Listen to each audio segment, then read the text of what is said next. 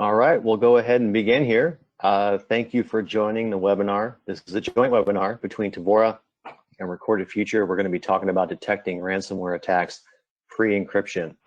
Obviously, you want to get this stuff early. We do see a lot of incidences come through. We thought proper to put together some material to help you get a sense for what's possible, what tooling you may need, and what processes you may have want to put in place to be able to get on top of potential ransomware issues. So we'll go through a little brief intro here. My name is Clayton Ryness, and I'm Principal Consultant here at Tevora, and I really oversee our technical delivery practice areas. That's all of the threat incident response work that we do, penetration testing, all the cloud security. So when the phone rings, oftentimes our teams are the ones picking it up. So we do see a lot of incidences that come across. A lot of that we're going to weave into here, some of the messaging on what we actually see happening in practice. So this is not just theory, this is stuff that we're seeing in the field. These are actual impacts that we do have that are relevant and interesting. And from a partnership standpoint, Tevora, we partner really with everybody, but keep most folks at arm's length. Notable exceptions being ones that we like to do webinars with, that we really believe in their tool set, their processes, their teams. Great to be joined today by Lindsay Kay, who's Senior Director, Operational Outcomes of INSIC Group, and working with Recorded Future here. We've been doing this for years and see a lot of their good stuff. And we're very happy to do this. So I'm just going to tee up a little bit of Tevora and just our perspective on things to help give Lindsay enough runway to really go through some of the things that she's been doing and her group's been doing. And you know, she has quite a background in doing malware analysis and reverse engineering, so you'll see that come through in some of the items she'll be speaking through as well. But just broadly speaking, Tevora has been management cybersecurity consulting since 2003. A lot of employees, lots of clients, all sizes, all complexities, whether you're SLED, whether you're professional services or your business flips burgers. We've had you in our portfolio and been working with clients really of all sizes. Certified 10 ways from Sunday. If there's a 3 or 4 letter acronym that you can gap against, certify against, it's in our wheelhouse, and that's really what we like to do. A couple of things to keep in mind here. This is really what we're seeing. So the majority of the incident response hotline calls that we do get at Tevora do have a ransomware attack element. Either it's suspected or it's actually happened. And a lot of folks have gotten to a point where they have their endpoint control in place. That was big, right? Last 5 or 6 years. Get your endpoints right so you can detect and prevent this. But there's always this left hanging on, well, what else should we be doing? And what other tooling may exist? Why are we just waiting and relying on simply the endpoint, which is the last part you should be worried about? It's important, but it's not the only part. So we do get a lot of questions asked about what else could we be doing to help detect and prevent these kinds of events. It is important to remember, right, these are opportunistic type attacks. It's not the old adage of, well, I don't have anything important, so I'm not gonna really be a target. Well, your systems are important, obviously, to you, and you want to be able to use them when you'd like to. Therefore, you could be a target. That's why these attacks are certainly opportunistic. And we're seeing that, really, all industries, all people. There's really no one that's immune to this risk. And the best outcomes that we see are ones that have early detection and response. It's absolutely essential, and you need to be able to have the right tools and processes in place to be able to do that. Do not wait for your endpoint. Don't rely on your backups, certainly if you haven't tested them. So having good threat intel, having a good technique early on to detect these and jump on them is really what we want to be focusing on today. I will turn this over to Lindsay, but if you could please keep your questions to the end. We'll have plenty of time for Q&A. If you'd like to drop those in chat as well, that's certainly your prerogative, and we'll get through to those at the end. And I'll turn it over to Lindsay. Thank you. Awesome. Thank you so much, Clayton. So as Clayton said, today we're going to talk a little bit about how to detect ransomware attacks pre-encryption. So just kind of a high-level overview of some of the topics we'll talk about today. So first, the business of ransomware. Next, the different stages of the attack lifecycle. So what are kind of the main stages of a ransomware attack? And then how can we detect each stage, and what data sources are most useful to us in doing so? And then finally, how do we stay ahead of what's next? Because the threat is not largely about what it is today, but it's also about what it is tomorrow. So most simply, ransomware is a business, and it really does need to remain profitable for threat actors who are deploying it. So as a result, what we see is an underground economy that makes getting into ransomware and executing these successful attacks easier for aspiring threat actors. And they really don't need a large amount of technical expertise to do so. So some of kind of the main topic areas that we'll talk about today are first, how they gain initial access and sort of what tools are at their disposal and where do they get them. Next, we'll talk about which different types of data they're acquiring, where they get it, and kind of what it enables them to do. And then how they buy and sell tools and data, so largely on dark web marketplaces and shops. And then finally, what they use to enhance kind of the operation and infrastructure elements of the ransomware attack that they want to conduct. So the interesting part about it is that a lot of this is commoditized and automated. So what does this mean? So commoditization is simply that if you don't have what you need, odds are someone is selling it on the dark web, especially. So this could be something like access via credentials, access to RDP and VPN, and it's often sold by threat actors called initial access brokers who sell these initial accesses to other aspiring threat actors. Additionally, if you wish to deploy ransomware, you don't need to be able to write it on your own, so you can join an affiliate program and gain access to the ransomware and the developer who develops it. Next, you can also buy things like checkers, exploit stealers, and brute forcers for credentials. And then finally, without having to write your own command and control framework, you can gain access to ready-made and openly available ones. These are often extensible. So a couple that you may be familiar with include Empire, Covenant, POSH-C2, and Coata.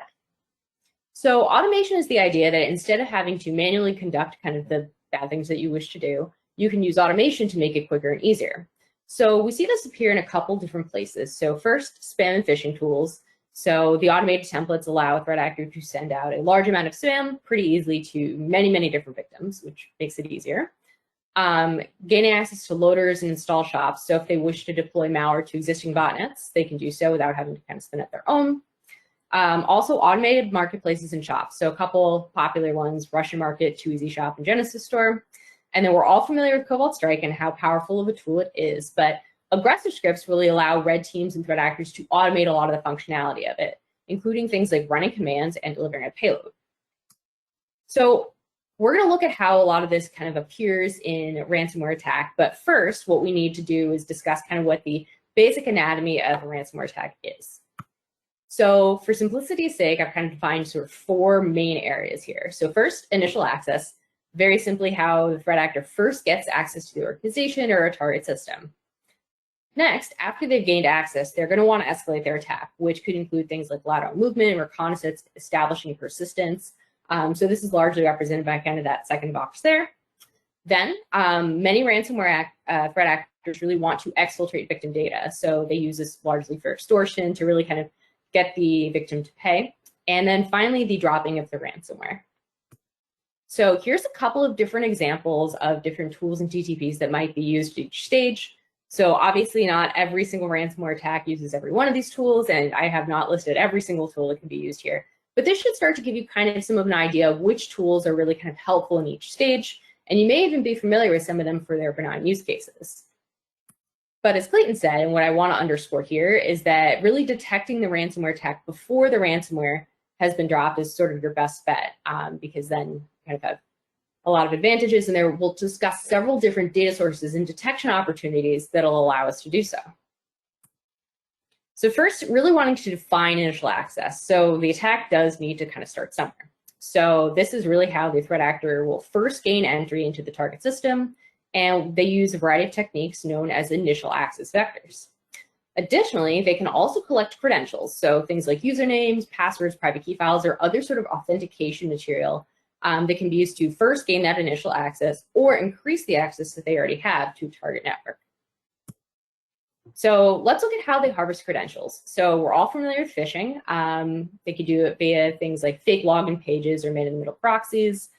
Threat actors can also deploy types of malware called credential stealers, which, as you expect, steal credentials from the victim system. So some of the popular ones that you may have heard of are Redline, Raccoon Stealer, Vicker Stealer, and Azure Ult. In the case that a threat actor does not want to deploy the credential stealer him or herself, they can actually buy these exfiltrated logs for credential stealers on the dark web. So Genesis Store, Russian Market, and 2easy are places that they could potentially buy them. Additionally, sometimes when threat actors have access to, let's say, a network or a victim system, they can sometimes find some of the unsecured credentials on the system. So think of things like people accidentally typing their password into the bash shell, and then you can see it in the bash history. Private key files laying around, if system administrators kind of have notes with any sort of login information, or developers who make internal tools that have hard-coded credentials in their scripts that they didn't expect other people to be able to see. These are a couple of different places that threat actors might find victim credentials. And then finally, input capture. So most simply, things like keyloggers, any sort of GUI capture or web input capture. So initial access can be gained in a variety of different ways, but primarily what this is phishing, which we're familiar with, exploitation of vulnerabilities, or brute forcing some different remote services. So things like RDP, SSH, and DNC are some popular ones. But you can actually purchase some of these accesses from IABs on the dark web. So threat actors don't have to necessarily gain the initial access, but initial access brokers are selling it. So I'm not going to read all of these to you, but they should serve to give you some idea of the sheer diversity of different types of accesses that are sold. So things to like VPN appliances, so Pulse, Juniper, and Fortinet are some popular ones. Domain access, so including administrator access, and then to legitimate system administrator software as well. So this is obviously not all the different types of accesses that one can buy, but it should give you some idea of the variety of different accesses that threat actors can purchase on the dark web if they wish to. So now we're going to look at some of the relevant data sources that will help us either threat hunt or start detecting initial access. So first, one of the things that you're going to want to understand are who are the threat actors of concern. And then after kind of understanding kind of who the threat actors that present kind of the most threat or whatever to your organization, you want to understand what kinds of accesses are they and initial access brokers selling. So what is out there and what is available. And then also understanding how do they typically target organizations like yours to kind of start to narrow down the scope of this problem. Next, looking for vulnerabilities. There are many vulnerabilities out there, so trying to understand which ones are popularly exploited, so kind of which ones to start prioritizing there, and then do any of them have proofs of concept published for them? So this does not say that if a vulnerability does not have a proof of concept out there, it will not be exploited, but if you're looking to kind of threat hunt or test any sort of your detections and defenses, proofs of concept serve as a pretty helpful way of understanding how this vulnerability can be exploited and how threat actors may potentially do so. Additionally, these two things are not only relevant for the things in your organization within your security perimeter, but also looking for different products in your supply chain and suppliers that you use. And then finally, phishing remains popular. So looking for new domain registrations, especially type of squats of your organization's domains, is key. So now that we understand sort of the main data sources that are relevant here, what we want to do is figure out how to detect it. So I've used a couple of examples using Report Feature, as I'm most familiar with that. So trying to identify potential phishing domains and any activity on them. So a couple suggestions here. Looking for type of squats for your organization. Looking also if you use several different kinds of commonly mimicked services, things like Google, Apple, Microsoft, Rackspace, and Akamai are popular, something to look for as well. Any sort of fake login pages, especially those that are currently active. Additionally, looking for phishing attacks using Excel, PowerPoint, or Word. These are very popular kind of phishing documents that'll often be sent via email and contain, malicious embedded macros often. Then looking for any of those proofs of concept that we talked about for any commonly exploited vulnerabilities to start to understand how things in your sort of organization and your supply chain could be exploited and attacked. So next, what we want to do is figure out now, after the threat actor has gained the initial access, what are the different things that they'll do to look for other systems to either infect or collect data from based on kind of what their interest in kind of goal of the attack is. They may do things like disable security products or otherwise prepare the system and the network for the final stage of the attack. So there's a variety of tools that are used at this stage. This is just kind of a sampling of them. So Cobalt Strike, eternally popular both with APT and ransomware groups. Oftentimes they'll use things that are built-in Windows tools. So this is known as living off the land. So a lot of these are familiarly or benignly used by kind of system administrators and sort of like normal users in kind of everyday existence. So a couple examples here: MSHTA, BITS, CSC, just kind of give you some examples there. We're all familiar with PowerShell for its kind of benign use as a scripting language. but we definitely see it provide extensive functionality, both for tools at this stage, as well as tools, sometimes even entire sort of, final payloads written in PowerShell. Next, again, gaining and using credentials for existing services is relevant here, because you can totally understand how once you kind of gain access to one system, being able to take advantage of SSH RDP or other kinds of SMB, different things like that to spread throughout the network is something a threat actor might want to do. Then, again, third-party system administrator software often has substantial privileges and functionality to allow them to drop tools and other systems there. Banking Trojans, so a couple examples here that can be used to collect data, drop additional malware, etc. QuakeBot, ICID, and TrickBot, which I'm sure you have all heard of. Again, also managed service providers, a couple examples there. And then finally, openly available red team tools. So things like SharpHound and ADFine for Active Directory enumeration, Mimikatz for credentials, and then Rubius for abuse of Kerberos are a couple examples. So Cobalt Strike is definitely a big one. So I want to spend a little bit of time talking about how to detect Cobalt Strike. So it's really popular. So in 2020, it was used in the majority of ransomware attacks. Generally, what threat actors will use it for is something like lateral movement, reconnaissance, data exfiltration, or credential stealing. And we all kind of know that it's super challenging to detect. So really, if you're kind of approaching how do we detect Cobalt Strike, you need sort of a full spectrum of detection methodologies. Recorded Future actually put out a report, I believe it was last year, on detecting Cobalt Strike. So if you have a chance to check that out, it's definitely worth it. So in the report, we talked about a couple different types of detections. So host-based detections and network detections. While these could be definitely changed by a threat actor, here's just kind of a couple of sort of starting points to start looking into to detect Cobalt Strike.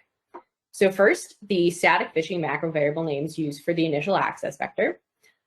Sigma rules. So if you're able to deploy Sigma rules, you can use them for the suspicious child processes of Microsoft Office documents, the initial execution, scheduled task creation, any of the distinctively named pipes used for the lateral movement that the tool does.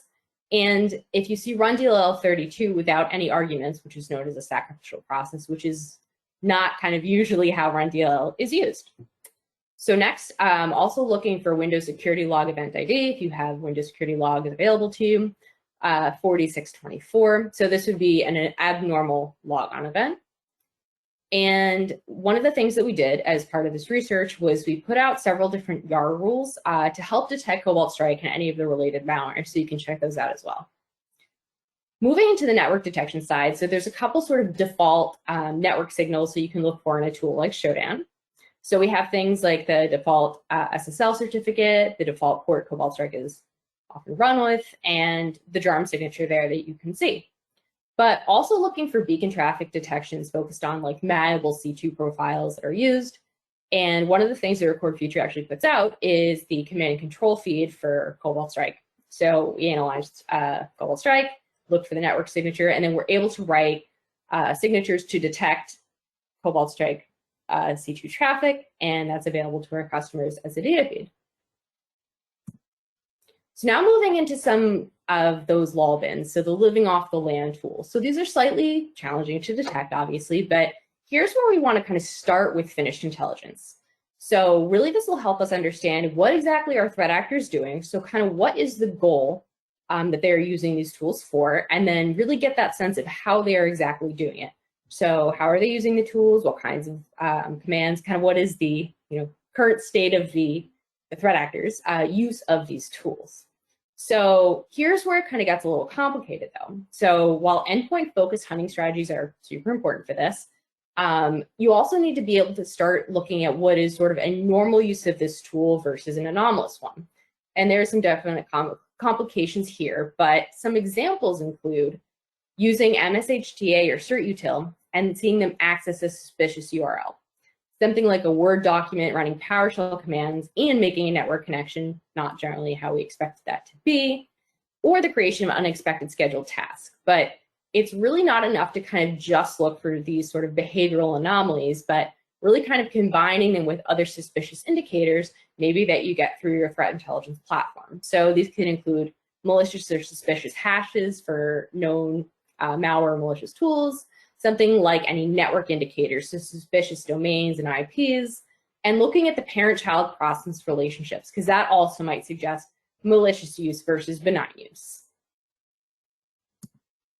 So relevant data sources here, there's kind of a large variety of data sources here as well, but kind of the key types are OSINT and dark web intelligence, using endpoint data, and passive or active network scanning.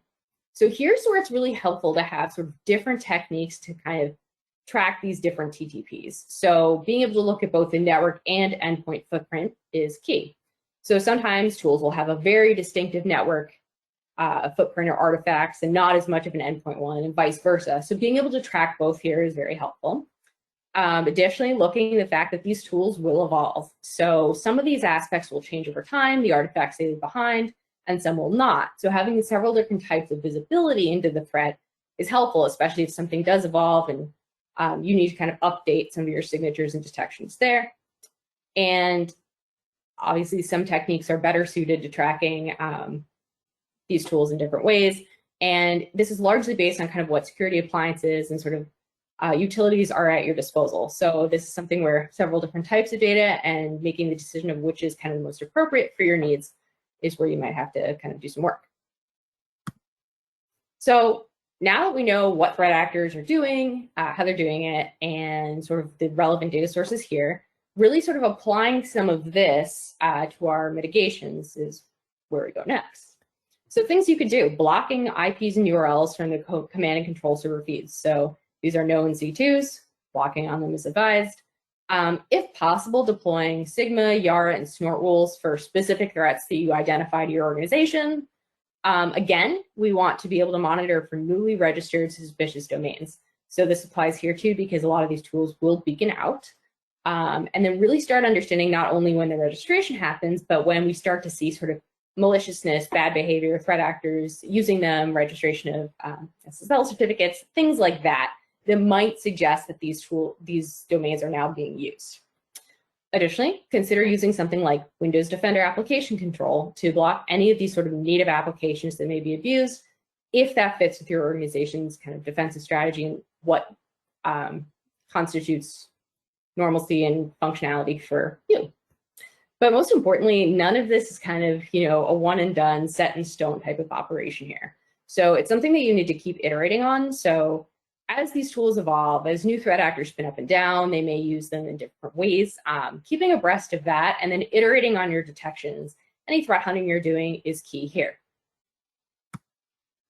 So next, kind of moving into sort of that data exfiltration in C2. So not every threat actor will do this, but generally, you'll see it as part of a ransomware attack or for purpose of espionage. Threat actors may want to exfiltrate any of the data they've collected in the previous stages of the attack.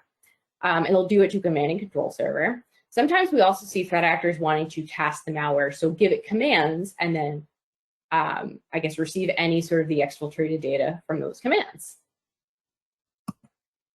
So a couple different ways that we see threat actors sort of doing both of these things. So command and control, you'll see use of common protocols helps the traffic blend in a little bit more. A couple of examples there, FTP TNS and HTTP, HTTPS. Oftentimes for some of the state-sponsored tools, you'll see something like a custom protocol. So this will be generally pretty specific to either one type of tool or a group of tools, but it is a fairly custom kind of interesting protocol that they'll use. Sometimes you'll see people use things like legitimate remote access software, so TeamViewer or LogMeIn are examples. But you also sometimes see things like dead drop resolvers and common services. So sometimes you'll see their data or additional payloads hosted on something like Discord or Dropbox, which may easily blend into kind of the normal use of traffic on your network. For data exfiltration, again, sometimes the custom protocol, very tool dependent.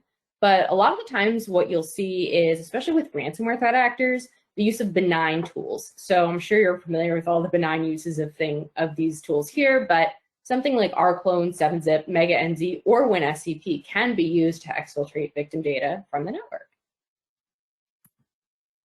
So here, a couple relevant data sources, really largely sort of the endpoint and then passive and active network scanning area. Looking at network traffic sourced from a couple different places, so things like C2 scanning, things like malware sample beaconing, so the beacon and kind of data exfiltration commands from malware. And then any external detections for known C2 patterns. Looking at sort of the endpoint detections, this is really more focused on either specific malicious tools or malicious use of common tools. Again, this would be something like Yara and Sigma rules, possibly snort rules could be involved as well from a network perspective.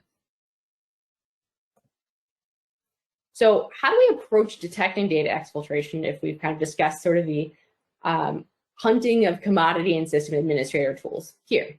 So this is where kind of, again, that looking to detect unusual use of these tools comes in.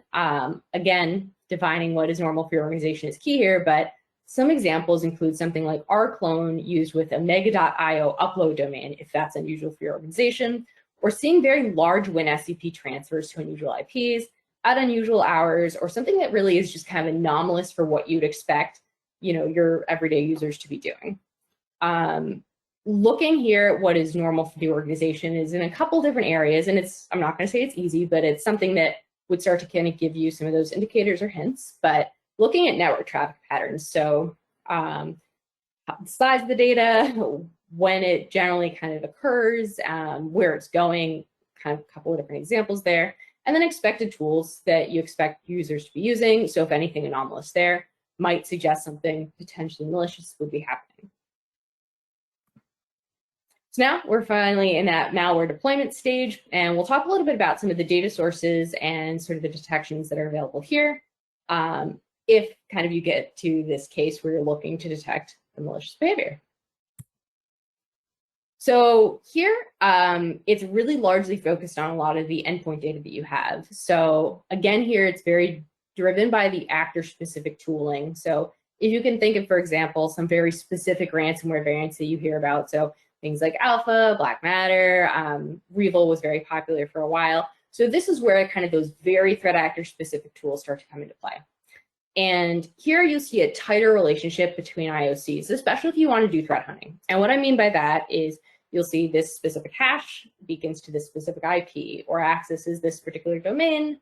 You'll see it drop this particular second stage file or create a specific mutex or different things like that. So really kind of that tight coupling. So if you're looking to threat hunt, that might be helpful there, like that.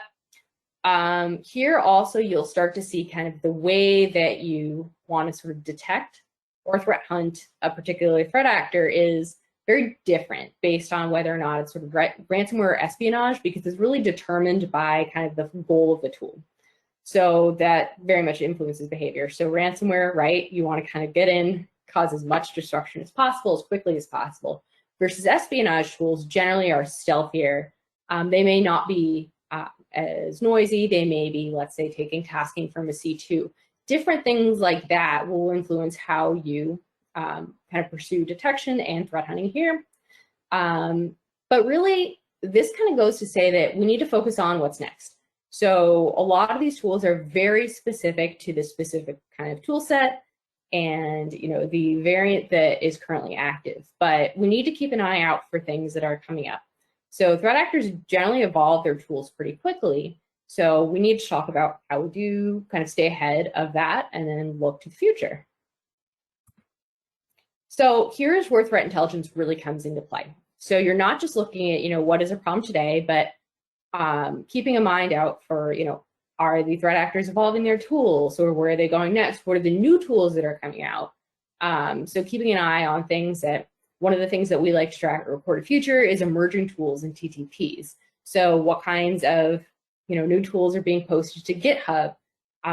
What types of new C2 frameworks come out? Any sort of red team or pen testing tools, new research that comes out that a threat actor might be able to take advantage of. So keeping in mind that we can see a lot of these tools and things that are released, but so can threat actors, right? So could there be something out there that they may not be maliciously using today, but may want to use tomorrow or incorporate into their tools?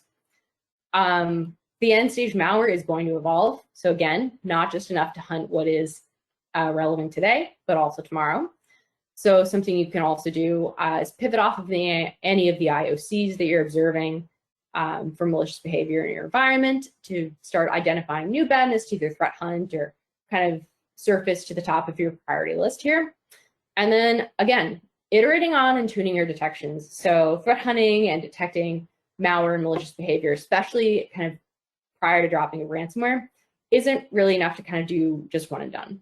So really what we need to do is kind of look and say, great, here are my detections, and then iterate on them and tune them as you kind of learn more and the landscape evolves. And with that, I will happily take any questions.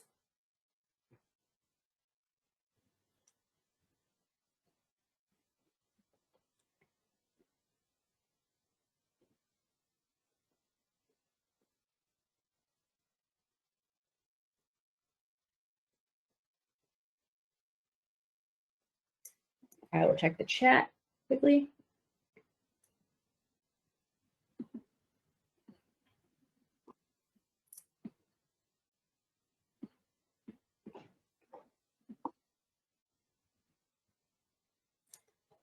Okay, so I guess I will turn it over to Clayton, unless, go ahead. No, I think we got a question here. What are some things that you can do to get started with detection? Are there ways to determine if you have a detection problem? Sure. So obviously this really depends on kind of the size of your organization, what you sort of have available to you. But a lot of people talk a lot about the idea of logging, right? So if you have logging on, really start to understand, like, what is it detecting? Is it detecting exactly what you think it is doing? And then sort of looking at sort of what's available there is definitely kind of a good first step. So if something obviously were to happen, that also being able to look at a lot of these different types of logs that are at your disposal kind of gives you an idea of exactly what happened, you know, if you were to have to kind of deal with an attack like that, if that helps. Yeah, sounds good. Someone else is asking about a SIM, and does what you're proposing here complement the SIM? Would it replace it? Does it integrate with a particular SIM? So I think this just kind of gives you sort of an overview of the different types of data sources and approaches that you can take. So SIMs, often you can, for example, use Sigma rules with the SIMs. So if that's relevant to you, sort of like looking at some of what we talked about today that would be relevant. So I'm very kind of, you know, SIM agnostic here in a lot of this discussion, but this is more a little bit of kind of some of the approach you can take, if that helps. That sounds good. There's a question here about automation and automation platforms. Is there integration hooks there in Recorded Future?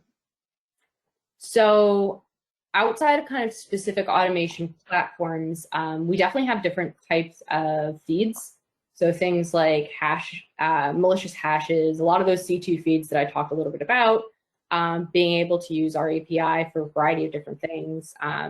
We could get back to you on like specifically what those can be used for, but being able to take a lot of our data feeds and then feed them into whatever tools that you have available to you, that could be an area for automation as well. All right, sounds good. Well, sort of last call here for questions. I'll just sort of wrap up here. Lindsay, thank you for sharing your insight. Wonderful. Always good to hear from the trenches on what's actually happening. And hopefully, attendees, you've gained a little bit of knowledge and insight onto you know, some of the practical ways we can get a handle on ransomware here. So thank you all for attending. Really appreciate it. And on behalf of Tevora and Recorded Future, thank you for coming.